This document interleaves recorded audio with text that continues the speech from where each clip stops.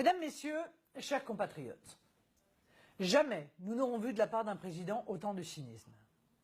Après avoir expliqué, dans un pays qui compte presque 9 millions de pauvres, où un Français sur 3 ne se soigne pas correctement parce qu'il n'en a plus les moyens, que le social coûtait, pour reprendre son expression indécente, un pognon dingue, Emmanuel Macron soutient qu'il n'y aurait pas d'argent pour répondre à la souffrance sociale des nôtres. Aux salariés qui ne s'en sortent plus, aux retraités qui vivent avec des pensions d'un niveau indigne dans un pays développé, aux jeunes qui n'ont l'espoir que de petits boulots payés avec un lance-pierre, aux mères célibataires.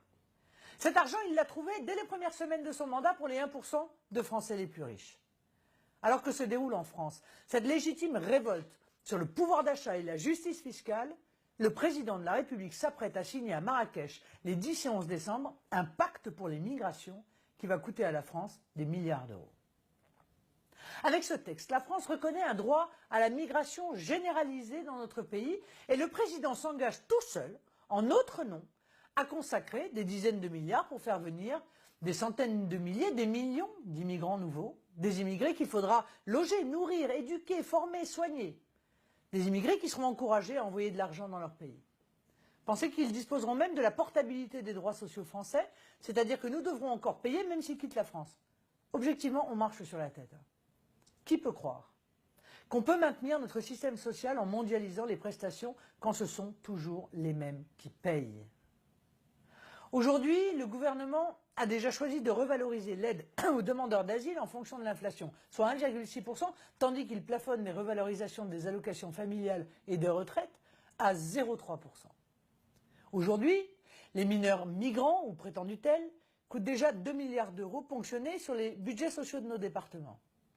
Aujourd'hui, l'AME, l'aide médicale d'État, qui est la prise en charge des dépenses de santé des clandestins, c'est-à-dire de gens entrés dans notre pays de manière illégale, coûte déjà plus de 1 milliard d'euros. C'est autant d'argent qui ne va pas aux Français dans le besoin. Nous le savons tous. Ne nous trompons pas, cette politique a aussi pour objet de permettre à un certain patronat sans scrupules de disposer d'une main-d'œuvre bon marché pour tirer encore vos salaires à la baisse. C'est la raison pour laquelle j'ai solennellement demandé à ce que le président de la République renonce à signer ce pacte diabolique. La moitié des pays d'Europe et beaucoup d'autres pays, comme les États-Unis, ont déjà décidé de se retirer de ce texte qui organise de manière délibérée la submersion de nos pays, la baisse de nos salaires et la ruine de nos systèmes sociaux. En politique, vous savez, les questions sont liées.